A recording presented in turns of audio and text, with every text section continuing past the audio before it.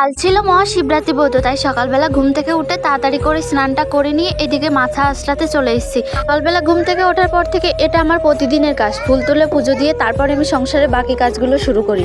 বছর শিবরাত্রিটা 2 দিন পড়েছে, 26 তারিখ আর 27 তারিখ, কিন্তু আমি শিবরাত্রিটা করেছি 27 তারিখে। সকালবেলায় বাড়ি থেকে পুজো দিয়ে যখন রান্নাবান্না কমপ্লিট করে হয়ে গেছে তখন দেখি ছেলে বাড়িতে নাই। তারপরে বুঝলাম ছেলে হয়তো কোনো খেলা করার জন্য বন্ধুদের বাড়িতে চলে গেছে। আমার মনে হয় সব বাচ্চাদেরই এরকম একটু খেলার জন্য ছেড়ে দেওয়া উচিত, তবে এদিকে ধ্যান রাখতে হবে যে বেশি দূরে যেন কোথাও না যায়। বাড়িতে ওর খেলার মতো কেউ থাকলে ওকে আমি এতটুকুও বাইরে আসতে দিতাম না, কিন্তু আমার বাড়িতে যেহেতু ওকে দেখার মতো আমি ছাড়া কেউ নেই, তাই ওকে একটু আধটু হলেও বাইরে আসে সবার সঙ্গে খেলা করতে পছন্দ করে।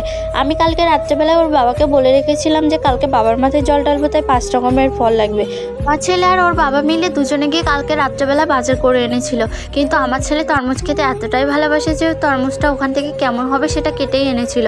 আর ওই তরমুজটা ফ্রিজে না রাখলে তো ভালো থাকবে না, তাই ফ্রিজে রাখলে তো ভগবানকে ওটা দিতেও পারবো না, তাই ওটা কালকে রাত্রেবেলায় এরকম খাওয়া হয়ে গেছিলো, তাই তোমাদেরকে দেখাচ্ছিলাম। এদিকে পরের দিন সকালবেলা সমস্ত কাজকর্ম করে আমি প্রায় 10টা 11টার দিকে মতো রেডি হয়ে গেছিলাম। আশেপাশে অনেক মন্দিরই আছে, কিন্তু আমরা যেটাতে যাব সেটাতে যেতে গেলে ওই বাড়ি থেকে মনে করো যে 5 থেকে 6 মিনিট মতো টাইম লাগে। এর বছরও কিন্তু আমার হাজবেন্ড এভাবেই বাবার মাথায় জল ঢেলেছিল, আর এবছরও ওকে বলাতে এবছরও ও উপোস ছিল, তাই বাবার মাথায় দুজনে মিলে একসাথে জল ঢালতেছিলাম। আমি তাকে ফার্স্টে বললাম তুমি দিলে আমার দেওয়া হয়ে যাবে, তুমি দাও আমি তারপরে আগে দেবো।